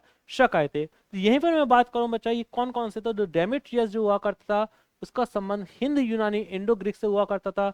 रुद्रदमन का जो संबंध था बेटा शक से हुआ करता था। गोंडो फर्निच का जो संबंध है वो बेटा पहलवन से हुआ करता था। और बिम कर्फिशस का संबंध किससे हुआ करता था, कुषाण से। इन चारों में बात करूं बेटा तो जो कुषाण जो शासक थे वो प्रतापशाली रहे थे, सिल्क रूट पर इनका अधिकार हुआ करता था, जिस कारण कुषाणों के समय में हमारी जो अर्थव्यवस्था थी वो काफी अच्छी विकसित हुई थी। और इसका जो प्रमुख शासक था उसका नाम क्या हुआ करता था बच्चा, कनिष्क हुआ करता था। तो इसका सही आंसर हो जाएगा बेटा डेमेट्रियस जो है वो हिंद यानी ने ए का 3 हो जाएगा। और इसका एक ही ऑप्शन आ रहा है, ए का 3, बी का 4, सी का 1 और डी का 2। तो आप देख पा रहे हो बेटा यूपी पीआरओ एआरओ मेंस 2017 में आया हुआ ये क्वेश्चन। नेक्स्ट क्वेश्चन की तरफ मूव करते हैं बेटा, शक संगत कब प्रारंभ किया गया। तो बच्चे अगर संवत की बात करें तो मैं जैसे बात करूं कि भारत सरकार जो यूज करती है उसका ऑफिशियली कैलेंडर कौन सा है, तो अपन जानते हैं भारत सरकार का जो ऑफिशियली कैलेंडर है वो कौन सा है, शक संवत। और शक संवत जो प्रारंभ किया गया था वो 78 ईस्वी में प्रारंभ किया गया था। इसके अलावा जो हम पंचांगों में यूज करते हैं उसको क्या बोलते हैं बेटा, विक्रम संवत। क्या यूज करते हैं, विक्रम संवत। और विक्रम संवत की मैं बात करूं तो बेटा इसमें जो डिफरेंस आता है वो कितने का आता है, 57 साल का आता है। नेक्स्ट क्वेश्चन की बात करूं तो नेक्स्ट क्वेश्चन हमारा बच्चा, निम्नलिखित नगरों में से किसका उल्लेख कनिष्क के अभिलेख में नहीं है। तो बेटा यहाँ पर क्वेश्चन पूछा जा रहा है कि जो कनिष्क के अभिलेख हुआ करते थे उनमें से किसका जो संबंध है वो नहीं है। तो यहाँ पर हम देख पा रहे हैं बेटा कनिष्क का जो संबंध है वो पाटलिपुत्र के बारे में कोई जानकारी नहीं मिलती। नेक्स्ट क्वेश्चन अपन बात करें बच्चा, निम्नलिखित में से कौन सही सम्मिलित नहीं है। सूची वंश और सूची 2 इसमें बताई गई है राजवंश के बारे में, कुषाण, गुप्त, सातवाहन और कलचुरी। इधर मैं बात करूं तो बेटा इसमें आए हैं स्वर्ण व ताम्र, स्वर्ण व रजत, स्वर्ण, स्वर्ण, रजत व ताम्र। तो बेटा जो कुषाण काल का जो संबंध है, कुषाण में स्वर्ण और ताम्र के चलाए गए थे, बिल्कुल सही बात है। गुप्तों ने स्वर्ण और रजत के चलाए, बेटा ये भी सही बात है।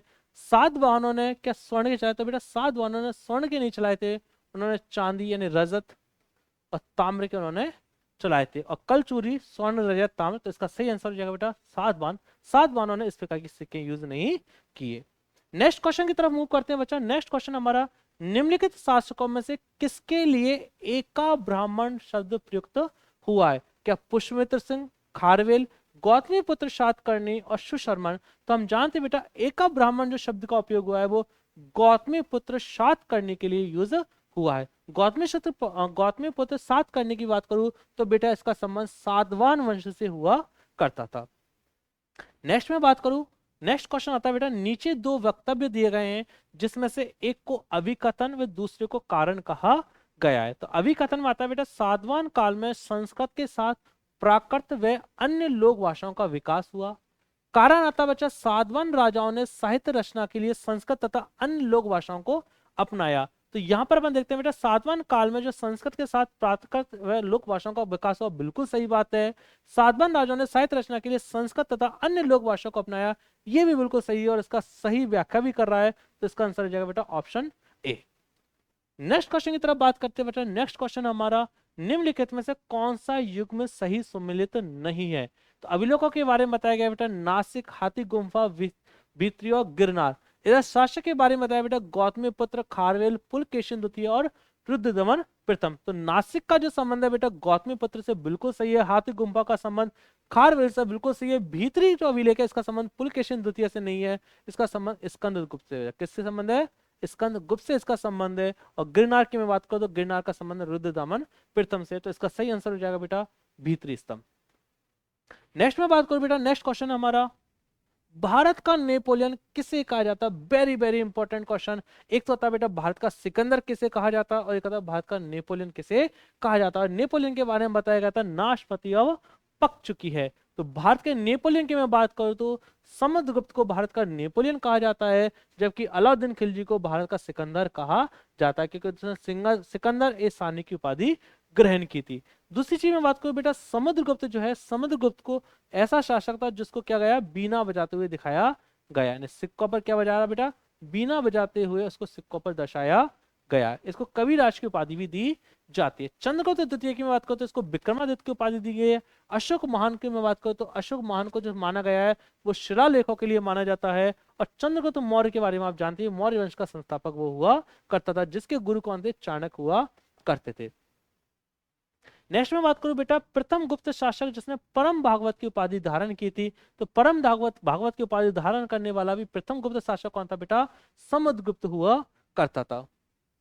नेक्स्ट क्वेश्चन की तरफ बात करें बेटा, नेक्स्ट क्वेश्चन है, समुद्रगुप्त के पर्याप्त प्रशस्ति वाले स्तंभ पर निम्नलिखित में से किसका लेख मिलता है? तो यहाँ बताया गया था समुद्रगुप्त का जो पर्याप्त प्रशस्ति जिसको हरिश्चंद्र ने लिखा था संस्कृत भाषा में, उस पर किसका शासक उल्लेख मिलता है? तो जहांगीर, औरंगजेब, शाहजहां और दारा शिकोह। तो इसका सही आंसर हो जाएगा बेटा जहांगीर। जहांगीर के बारे में, जहांगीर के जो वर्णन है हमको इस अभिलेख में मिलता है। नेक्स्ट क्वेश्चन की तरफ बात करें बेटा, नेक्स्ट क्वेश्चन है, किस अभिलेख से ज्ञात होता है कि स्कंदगुप्त ने हुनों को पराजित किया था? अभी थोड़ी देर पहले अपन ने पढ़ा था बेटा स्कंदगुप्त का जो संबंध है वो किस अभिलेख से था? भीतरी स्तंभ अभिलेख था। स्कंदगुप्त ने हुनों को पराजित किया था। बेटा हम जो चल रहे हैं वो गुप्त वंश के बारे में चल रहे हैं, और गुप्त वंश के बारे में आपको कुछ पॉइंट्स और बताना चाहता हूँ। गुप्त वंश की जो स्थापना की थी वो श्रीगुप्त ने की थी। चंद्रगुप्त प्रथम इसका प्रतापी शासक हुआ करता था। उसके बाद समुद्रगुप्त आता है। समुद्रगुप्त ने जो किया था वो क्या किया था? एक तरीके से कविराज की उपाधि की, उसको बीना बजाते हुए सिक्कों में दर्शाया गया है। दक्षिण भारत पर यह अभियान करता है, इसलिए इसको भारत का नेपोलियन की उपाधि दी गई है। उसके बाद समुद्रगुप्त के बाद जो आता है वो आता है हमारा चंद्रगुप्त सेकंड। चंद्रगुप्त सेकंड की मैं बात करूं तो इसने विक्रमादित्य की उपाधि ली थी, और यहीं पर माना जाता है कि जो चंद्रगुप्त सेकंड है उसने मेहरौली का लोह स्तंभ बनवाया था, जिस पर चंद्र नाम छुपा हुआ है, और आज भी ये भारत में इस्पात या लोह का एक उत्कृष्ट उदाहरण माना जाता है। इसके अलावा मैं बात करूं चंद्रगुप्त सेकंड ने, तो इसने अपनी जो राजधानी उज्जैन को भी बनवाया था, यहां पर भी काफी समय आया था। नेक्स्ट में बात करूं, इसके बाद जो आता है वो आता है कुमारगुप्त आता है बेटा।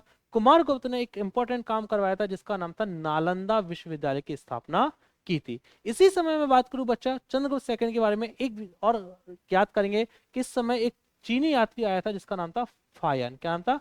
फायन। ये फायन जो आता है वो चंद्रगुप्त सेकंड के दरबार में आता है। कुमार गुप्त की मैं बात करूं तो कुमार गुप्त ने जो करवाया था वो नालंदा विश्वविद्यालय की स्थापना करवाई थी।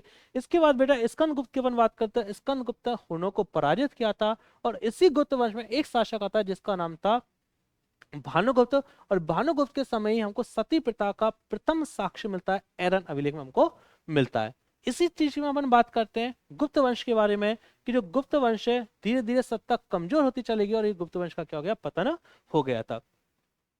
नेक्स्ट अपन बात करते हैं बेटा, नेक्स्ट क्वेश्चन की तरफ अपन देखते हैं। प्राचीन काल में भारत में हुई वैज्ञानिक प्रगति के संबंध में निम्नलिखित में से कौन सा कथन सही है? तो प्रथम सती ईस्वी में विभिन्न प्रकार के विशिष्ट शल्य औजारों का उपयोग आम था। बिल्कुल सही बात है। और आपने बेटा सुश्रुत संहिता का नाम सुना होगा, जिसे शल्य चिकित्सा का जनक भी कहते हैं हमारे सुश्रुत, उनकी से बात करें। क्या तीसरी सदी ईस्वी में आरंभ में मानव शरीर के आंतरिक अंगों का प्रत्यारोपण शुरू हो चुका? तो बेटा हमको शरीर के आंतरिक अंगों के प्रत्यारोपण के बारे में कोई जानकारी नहीं मिलती, तो ये ऑप्शन क्या जाएगा बेटा? गलत हो जाएगा। 5वीं सदी ईस्वी में कौन की जा का सिद्धांत क्या था? बिल्कुल सही था। 7वीं सदी ईस्वी में चक्रीय चतुर्भुज का सिद्धांत था। बिल्कुल सही था। आप जानते हो बेटा चंद्रगुप्त सेकंड के दरबार में बहुत सारे नवरत्न रहा करते थे। इनमें आर्यभट्ट, बरामीर उस समय काफी अच्छे महागणितज्ञ हुआ करते थे, उन्होंने इन सारी चीजों को रचा था। तो इसका जो आंसर हो जाएगा वो जाएगा केवल 1, 3 और 4। आइए नेक्स्ट, आईएएस प्री 2012 का ये क्वेश्चन था, तो नेक्स्ट क्वेश्चन की तरफ देखते हैं। नेक्स्ट क्वेश्चन है बेटा, गुप्त स्वर्ण मुद्रा को कहते थे, तो जो गुप्त जो स्वर्ण मुद्रा को कहते थे वो क्या कहते थे? दीनार कहा जाता था। नेक्स्ट में बात करूं बच्चा, नेक्स्ट क्वेश्चन हमारा आया है योग दर्शन, वेरी वेरी इंपॉर्टेंट। योग दर्शन के प्रतिपादक कौन थे? आप सब जानते होंगे बेटा, योग दर्शन जो है आपने अभी पतंजलि का नाम सुना होगा, बाबा रामदेव का, तो इसके जो प्रतिपादक थे वो कौन थे? पतंजलि हुआ करते। तो कितनी बार ये क्वेश्चन आया हुआ है? नेक्स्ट क्वेश्चन की बात करो, निम्नलिखित में से कौन सा सही सुमेलित नहीं है? तो बेटा यहाँ पर यात्रियों के नाम दिए गए फायन, वेनसंग, इसिंग और अल मसूदी। तो यहाँ पर बेटा फायन जो आता है वो 399 से 414 में आता है। वेनसंग की मैं बात करूँ तो वेनसंग जो आता है वो आता है हमारा हर्षवर्धन के काल में आता है, 629 से लेकर के 645। इसिंग की बात करो तो 679 से 695। अल मसूदी की बात करो तो बेटा 957 में ईस्वी में ये नहीं आता। ये एक तरीके से 915 के टाइम पे आता है, तो इसका सही आंसर हो जाएगा अल मसूदी। नेक्स्ट में बात करूं, खजुराहो का कंदरिया महादेव का मंदिर किसने बनाया? वेरी वेरी इंपॉर्टेंट है बेटा। कंदरिया महादेव का जो मंदिर है खजुराहो में, खजुराहो जो आता है वो एमपी में आता है, और इसके मंदिरों का जो निर्माण करवाया वो किसने करवाया था? चंदेल शासकों ने करवाया था। नेक्स्ट क्वेश्चन की तरफ बात करूं बेटा, नेक्स्ट क्वेश्चन तो हमारा निम्नलिखित में किसका शिखर द्रविड़ शैली में बना हुआ है? तो बेटा एक तरीके से मैं बात करूं, जो मंदिर निर्माण की 3 शैली आती है उसको बोलते हैं नागर शैली, एक होती है बच्चा द्रविड़ शैली, और एक होती है बच्चा बेसर शैली। तो नागर शैली की बात करो बेटा, ये किसकी है? उत्तर भारत की है, ये दक्षिण भारत की है, और ये मध्य भारत की है। इधर में द्रविड़ शैली की बात करो तो बेटा द्रविड़ शैली की जो प्रमुख विशेषता थी वो बड़े बड़े, वो क्या बनाते थे? गोपुरम बनाते थे, गर्भ बड़ा होता था। बेटा आपने मंदिर देखे होंगे कि दक्षिण भारत के जो मंदिर थे वो कैसे हुआ करते थे? विशाल हुआ करते थे। तो यहाँ पर देखा गया कि भाई किसका जो शिखर है वो द्रविड़ शैली में बनाया गया। भीतरगांव मंदिर, ग्वालियर का तेली मंदिर, कंदरिया महादेव का मंदिर या ओशा का मंदिर। तो इसका सही आंसर जाएगा बेटा ग्वालियर का तेली मंदिर। नेक्स्ट क्वेश्चन की तरफ मूव करते हैं बच्चा। नेक्स्ट क्वेश्चन हमारा एलिफेंटा के प्राचीन स्मारक हैं। एलिफेंटा की जो गुफाएं बच्चा वो आती है, आप जब बॉम्बे से ज्यादा आगे जाते हो तो सी के अंतर्गत ये आती है, अरिवन सी में। तो यहाँ पर अपन देखते हैं बेटा कि बौद्ध, जैन, शैव या वैष्णव। तो एलिफेंटा की जो गुफाएं बेटा वो संबंध है बौद्ध से और शैव से। आप वहां जाकर देखोगे तो वहां पर भगवान शिव के शिवलिंग भी बने हुए हैं, और भगवान बुद्ध के भी वहां पर मूर्तियां लगी हुई है। तो इसका आंसर क्या हो जाएगा बेटा? 1 और 3। नेक्स्ट में बात करूं बच्चा, नेक्स्ट क्वेश्चन हमारा आता है, नेक्स्ट क्वेश्चन है हमारा कानपुर उत्तर प्रदेश स्थित भीतरगांव मंदिर के संदर्भ में निम्नलिखित कथनों में से कौन सा कथन सही है? इस मंदिर का निर्माण 5वीं सदी में, बिल्कुल सही। ईंटों से निर्मित ये भारत के प्राचीन मंदिर तो एक है। तो बेटा भीतरगांव मंदिर की यहाँ पर विशेषता बताई गई है, इसका आंसर हो जाएगा बेटा 1 और 2, दोनों ही सही है। ARO प्री 2021 में आया हुआ क्वेश्चन है। नेक्स्ट क्वेश्चन की तरफ मूव करते हैं बच्चा। नेक्स्ट क्वेश्चन हमारा, सूची 1 को सूची 2 से सम्मिलित कीजिए और नीचे दिए गए कोड का प्रयोग करके सही उत्तर चुनिए। वैजनाथ धाम, सारनाथ, दिलवाड़ा स्थल और बद्रीनाथ। अपन बात करते हैं बेटा बैजनाथ धाम की, तो बैजनाथ धाम जो है भगवान शिव को समर्पित है। सारनाथ वो स्थान है जहां भगवान बुद्ध ने प्रथम भाषण दिया था।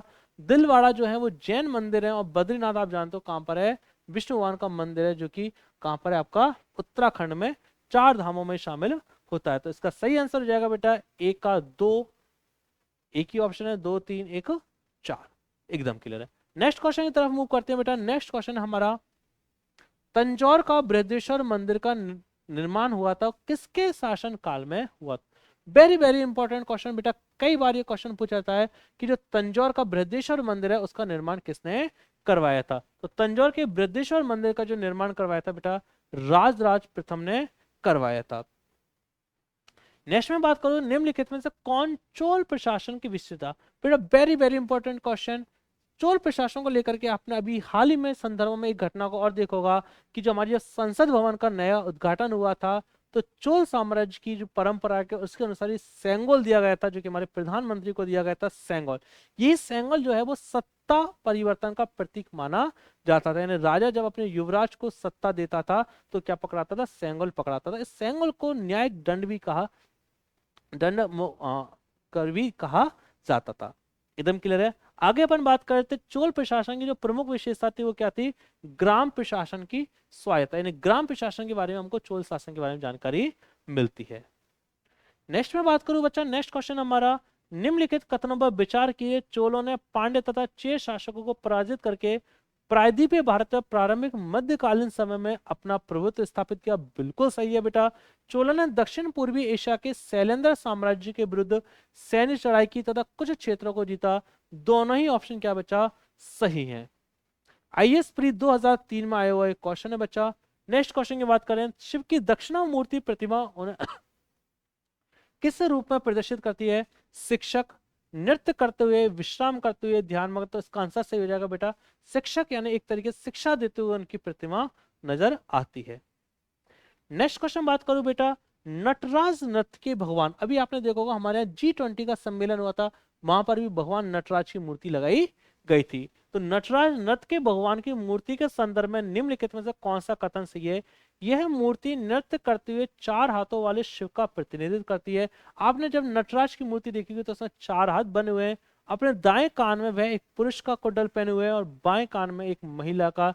ये भी बिल्कुल सही है। तो इसका आंसर हो जाएगा बेटा ए और बी दोनों सही। नटराज भगवान की जो मूर्ति है वो एक तरह से नृत्य को है। और नृत्य की मैं बात करूं तो जो भगवान शिव है वो 2 प्रकार के नृत्य करते हैं, एक को बोलते हैं लास्य नृत्य और एक को बोलते हैं तांडव। जब वो गुस्सा होंगे तो क्या करेंगे? तांडव करेंगे, और जब वो खुश होंगे तो क्या करेंगे? लास्य नृत्य करेंगे, जो कि मनोरंजन के लिए होगा। नेक्स्ट में बात करूं बच्चा, नेक्स्ट क्वेश्चन हमारा, निम्नलिखित चोल शासकों में जिसने बंगाल की खाड़ी को चोल झील का स्वरूप प्रदान किया वह कौन था? तो बेटा बंगाल की खाड़ी को चोल झील का स्वरूप प्रदान जो किया था वो कौन थे? राजेंद्र प्रथम। चोलों के बारे में कहा जाता है बेटा, चोलों के जो घोड़े थे वो 3 समुद्रों का पानी पीते थे, अर्थात बंगाल की खाड़ी, हिंद महासागर और अरेबियन सी। इनके बारे में कहा जाता है। तो चोल साम्राज्य का एक बड़ा साम्राज्य यहाँ पर बताया गया है।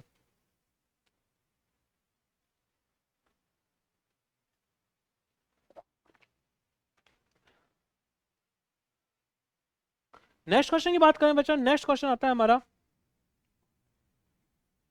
निम्नलिखित में से किस वंश द्वारा प्राय महिलाओं को प्रशासन में उच्च पद प्रदान किए जाते थे? बेटा पूछा जा रहा है कि ऐसा कौन सा वंश था जिसमें महिलाओं को उच्च पद प्रदान किए जाते थे? तो क्या चोल था, पाल था, चालुक्य था, तो सेन था? तो चालुक्य जो साम्राज्य हुआ करता उसमें महिलाओं को उच्च पद प्रदान दिए जाते थे। दूसरी चीज बेटा याद रखना कि ऐसा कौन सा वंश था जिसमें पुत्र अपने नाम के आगे महिला यानी माता का नाम लगाता था? तो वो था हमारा सातवाहन वंश। और मैं बात करूं मात्र सत्तात्मक समाज किस सभ्यता में आता है? तो आता है हमारा हड़प्पा सभ्यता में। नेक्स्ट क्वेश्चन की तरफ बात करते हैं। नेक्स्ट क्वेश्चन हमारा बेटा, किस शासक ने सिंगल द्वीप के विरुद्ध 642 ईस्वी में 2 समुद्री अभियान भेजे थे? सिंगल द्वीप बेटा आज का श्रीलंका के विरुद्ध 642 ईस्वी में 2 समुद्री अभियान भेजने वाला कौन था? राजा राम, कीर्ति वर्मन, नरसिंह वर्मन या जय सिंह? तो इसका आंसर हो जाएगा बेटा Narasimha Varman first. Next question की तरफ बात करें बेटा, नेक्स्ट क्वेश्चन हमारा, निम्नलिखित तमिल ग्रंथों में से किसे लघु वेद की संज्ञा दी गई है। वैसे हमारे वेद कितने बेटा, 5, हमारे वेद कितने बेटा, 4। अभी अपन ने पढ़ते हैं ऋग्वेद, यजुर्वेद, सामवेद और अथर्ववेद। यहाँ पर बताया गया बेटा कि तमिल जो ग्रंथ है, तमिल ग्रंथों में लघु वेद की संज्ञा किसे दी गई है, तो कलिंगपर्णी, नंदी कमलकम, पेरिय पुराणम या कुरल। तो इसका सही आंसर हो जाएगा बेटा कुरल। कुरल को लघु वेद की संज्ञा दी गई है। नेक्स्ट क्वेश्चन की बात करें बेटा, निम्नलिखित में से किस राजा ने अपने मंत्रियों को पशुओं पर क्रूरता पर प्रतिबंध लगाने के लिए काशी क्षेत्र भेजा था। ऐसा कौन सा शासक था जिसने अपने मंत्रियों को पशु पर क्रूरता प्रतिबंध लगाने के लिए काशी क्षेत्र में भेजा था। तो क्या चालुक्य राजा सिद्धराज जयसिंह, चालुक्य राजा कुमारपाल, चोल राजा कुलोत्तंग या कश्मीरी राजा जयसिंह। तो इसका सही आंसर हो जाएगा बेटा चालुक्य राजा कुमारपाल। नेक्स्ट क्वेश्चन देखते हैं बच्चा, सूची 1 को सूची 2 से सुमिलित कीजिए और नीचे दिए। बेटा यहाँ पर कुछ पुस्तक लिखी गई है और उनके कुछ ग्रंथ इतिहासकार लिखे गए हैं। तो अष्टाध्यायी जो थी वो क्या थी, महाभाष्य किसने लिखी थी, निरुक्त और वार्तिक किसने लिखी थी। तो हम जानते हैं बच्चा जो अष्टाध्यायी की जो रचयिता वो थे महर्षि पाणिनि। महाभाष्य की मैं बात करूं तो महाभाष्य के जो रचयिता वो कौन थे, महर्षि पतंजलि। यानी जो अष्टाध्यायी जो पुस्तक थी उसके जो रचयिता हुआ करते थे वो कौन से हुआ करते थे बच्चा, पाणिनि हुआ करते थे। महाभाष्य के पतंजलि। निरुक्त की बात करूं तो बेटा निरुक्त के थे यास्क और वार्तिक के थे कात्यायन। तो इसका सही आंसर क्या हो जाएगा बच्चा, अष्टाध्यायी का 4, यानी ए का क्या हो जाएगा 4, 3 और 1 2। तो ARO मेंस 2017 में क्वेश्चन पूछा गया था। नेक्स्ट क्वेश्चन की तरफ देखते हैं बच्चा, निम्नलिखित साहित्य की शास्त्रीय पुस्तकों में से कौन गुप्त काल में लिखी गई थी। तो यहाँ पर हम देखते हैं बेटा अमर कोश जो पुस्तक लिखी गई थी वो अमर सिंह के द्वारा लिखी गई थी।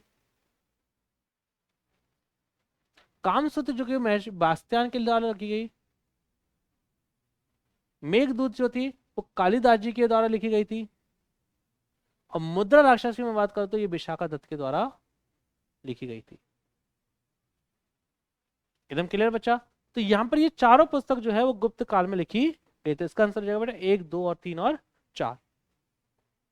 नेक्स्ट क्वेश्चन की बात करूं तो दश कुमार चरितम के रचनाकार कौन हुआ करते थे। पुस्तक का नाम है बेटा 10 कुमार चरितम।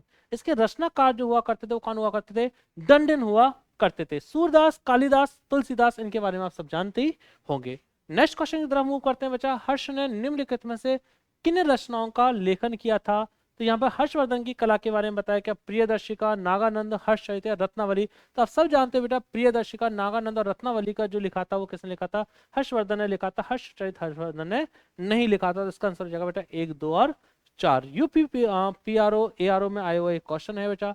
नेक्स्ट क्वेश्चन की तरफ देखते हैं, निम्नलिखित में से कौन सा शासक पृथ्वीराज चौहान के नाम से प्रसिद्ध है। तो बेटा आपने अभी मूवी देखी होगी, पृथ्वीराज चौहान है, पृथ्वीराज चौहान के बारे में कहा जाता है। जब यहाँ पे एक ग्रंथ इसका एक जो दोस्त था जिसका नाम था चंद बरदाई, और यहाँ पर उन्होंने एक ग्रंथ लिखा था जिसका नाम था पृथ्वीराज रासो। और अंत में जब मोहम्मद गौरी के साथ उसका युद्ध होता है तो कहा जाता है 4 बास 24 गज आंगुल अष्ट प्रमाण, ताहू पे सुल्तान है मच चुके चौहान। तो यहाँ पर पृथ्वीराज चौहान का जो प्रतापी शासक था उसका नाम था पृथ्वीराज तृतीय। पृथ्वीराज तृतीय को ही पृथ्वीराज चौहान के नाम से क्या हुए, वो फेमस हुए थे। नेक्स्ट आते हैं बेटा, निम्नलिखित युग में से कौन एक सुमिलित नहीं है। कि कौन सी पुस्तक किसने लिखी, तो अब्दुल रहमान हम्मी रासो, चंद बरदाई, पृथ्वीराज रासो, जगनिक आलाखंड और नरपति नाला विसलदेव रासो। तो हम देख पाते बेटा चंद बरदाई जो लिखा था वो पृथ्वीराज रासो बिल्कुल सही है। जगनिक ने आलाखंड लिखा था बिल्कुल सही है। नरपति नाला ने विसलदेव रासो लिखा था। लेकिन हम्मी रासो की जो रचयिता थे वो अब्दुल रहमान नहीं हुआ करते थे बेटा। वो जो हुआ करते थे वो हुआ करते थे सारंगधर हुआ करते थे। सारंगधर जो है उन्होंने क्या किया था, हम्मी रासो ग्रंथ लिखा था। तो इसका आंसर हो जाएगा बेटा ऑप्शन ए। नेक्स्ट क्वेश्चन देखते हैं बच्चा। नेक्स्ट क्वेश्चन है हमारा, निम्नलिखित शासकों के नाम सही काल क्रमानुसार संयुक्त करें, अपना उत्तर नीचे दिए गए कूट से चयन कीजिए। तो यहाँ पर बचाया गया बेटा कि ये शासक जो है उनका सही क्रम आपको जमाना है। तो यहाँ पर जो शासक है वो है हमारे बेटा विद्याधर, धंग, यशोवर्मा या कीर्ति वर्मा। तो यहाँ पर हमको बेटा शासकों का जो क्रम है वो जमाना है। तो यहाँ पर सबसे पहले जो आएंगे वो यशोवर्मा आएंगे, उसके बाद जो आते हैं वो धंग आते हैं। ये सबसे पहले जो हमारे शासक आते हैं वो कौन आते हैं बेटा, यशोवर्मा आते हैं, दूसरे धंग आते हैं। थर्ड की मैं बात करूँ तो थर्ड बेटा विद्याधर आते हैं और फोर्थ पे कौन आते हैं बेटा, कीर्ति वर्मा। 9वीं और 10वीं जो शताब्दी ईस्वी थी, उसके अंतर्गत ये सारे शासक आते। तो इसका सही आंसर हो जाएगा एक, एक के बाद दो, सॉरी तीन, तीन के बाद एक, एक के बाद हमारा जाएगा, सॉरी तीन, तीन के बाद दो, दो के बाद एक और एक के बाद चार। तो इसका आंसर जाएगा ऑप्शन ए। AROP 2017 का एक क्वेश्चन था बच्चा। नेक्स्ट क्वेश्चन की तरफ मूव करते हैं। निम्नलिखित में से किस शासक ने विक्रमशिला विश्वविद्यालय की स्थापना की थी? तो बेटा विक्रमशिला विश्वविद्यालय की स्थापना के बारे में बात करूं तो यहाँ पर हमारा आता है धर्मपाल। धर्मपाल ने विक्रमशिला विश्वविद्यालय की स्थापना की थी बच्चा। नेक्स्ट क्वेश्चन अपन बात करते हैं। नेक्स्ट क्वेश्चन आता है बेटा, निम्नलिखित में से किन राजाओं को जनता द्वारा प्रत्यक्ष रूप से चुना गया? तो हर्षवर्धन, गोपाल, यशोवर्मन या नंदीवर्मन पल्लव। तो ऐसे कौन से शासक थे जिनको राजाओं को जनता के द्वारा प्रत्यक्ष रूप से चुना जाता था? तो इसका आंसर आता है बेटा गोपाल और नंदीवर्मन ऐसे शासक हुआ करते थे। यानी 2 और 4 इसका आंसर हो जाएगा, जिनको जनता के द्वारा चुना जाता था। नेक्स्ट में बात करूं बेटा, नेक्स्ट क्वेश्चन हमारा, गुर्जर प्रतिहार शासकों में से किसकी उपाधि आदिवरा की मानी जाती है? तो आदिवरा की जो उपाधि ली गई थी वो किसके द्वारा ली गई थी बेटा? मिहिर भोज के द्वारा ली गई थी। गुर्जर प्रतिहार वंश की मैं बात करूं तो राजस्थान में गुर्जर प्रतिहार वंश की स्थापना मंडोर से होती है।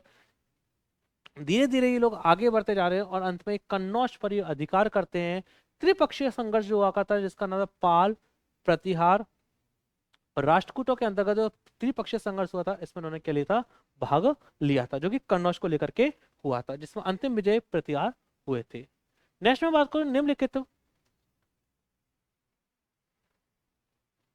निम्नलिखित में से कौन सा सही सम्मिलित नहीं है? तो पूर्व मध्यकालीन उत्तर प्रदेश के शहर हैं, वर्तमान अवस्था है कोल कोइल, महोत्सव नगर, महोदय श्री, जेजावक्ति। तो यहाँ पर बेटा इसका जो आंसर आएगा कोल से अलीगढ़ बिल्कुल सही है। महोत्सव नगर की मैं बात करूं महोबा बिल्कुल सही है। महोदय श्री की मैं बात करूं कन्नौज सही है। जेजाक मुक्ति जो है वो हमारा कौशाम्बी नहीं है, इसका संबंध बुंदेलखंड से आता है। तो इसका सही आंसर हो जाएगा ऑप्शन डी। तो बेटा ARO 2021 में हुआ। तो सारे क्वेश्चंस हमने जो देखे थे प्राचीन भारत के देखे थे। प्राचीन भारत में जो हमारा वंश आता है, जैसे मैं बात करूं बेटा थोड़ा सा और अपन को समराइज करके इस क्लास को खत्म करेंगे। प्राचीन भारत की मैं बात करूं तो प्राचीन भारत को 3 भागों में बांटा गया, प्रागैतिहासिक काल, आद्य ऐतिहासिक काल और ऐतिहासिक काल। बांटने का जो तरीका रखा गया था वो ये रखा गया था लिपि, यानी वह समय जिसमें लिपि थी उसे अपन ने प्रागैतिहासिक काल बोला। जिसमें लिपि तो थी लेकिन पढ़ी नहीं गई उसे आद्य ऐतिहासिक काल बोला गया, और जिसमें लिपि थी और पढ़ी गई उसको ऐतिहासिक काल बोला गया। प्रागैतिहासिक काल के अंतर्गत हम समय को देखते हैं तो पाषाण काल इसके अंतर्गत आता है, ताम्र पाषाण काल इसके अंतर्गत आता है। आद्य ऐतिहासिक काल के अपन समय को बात करें तो यहाँ पर 2 समय पीरियड इसके अंतर्गत आते हैं, जैसे हमारे हड़प्पा सभ्यता आती है, सिंधु घाटी सभ्यता आती है। और ऐतिहासिक काल की बात करूं तो बाद का समय हमारा ऐतिहासिक काल आता है। उसी आधार पर हमारे सारे राजवंश आए थे। जैसे हमारे स्टार्टिंग में बात करूं तो मगध साम्राज्य विकसित हुआ था। मगध साम्राज्य के बाद मौर्य साम्राज्य, मौर्योत्तर साम्राज्य, गुप्त साम्राज्य और गुप्तोत्तर साम्राज्य। इस प्रकार से हमारे जो प्राचीन भारत है वो एक तरीके से जब प्राचीन भारत से मध्य भारत की ओर जाते हैं तो एक प्रथा आती है जिसको बोलते हैं सामंती प्रथा, और सामंती प्रथा से ही एक तरीके से क्या होता है हमारा काल चेंज होता रहता है। तो आज की वीडियो में बेटा हमने जो देखा, आज की जो सेशन है हमने उसमें देखा था प्राचीन भारत के जो सिलेक्टेड क्वेश्चंस थे जो यूपी PCS RO ARO की परीक्षा और अन्य एग्जामों में यूपी या IAS में आए हुए क्वेश्चन को मैंने देखा था। प्राचीन भारत से संबंधित बहुत ही अच्छे क्वेश्चन थे, डिटेल एक्सप्लेनेशन के साथ हमने इनको देखा भी था। तो आइए आप सभी का अंत तक बने रहने के लिए धन्यवाद। सेशन को लाइक और शेयर करते रहना, और हमारे जो गौतम क्लासेस ऑफिशियल है उसको जल्दी से सब्सक्राइब कर दीजिए, बेल आइकन दबा दीजिए, जिससे कि आपकी जो तैयारी चल रही है RO ARO में हम ऐसी इसी प्रकार की महा मैराथन सीरीज लाते रहें। धन्यवाद।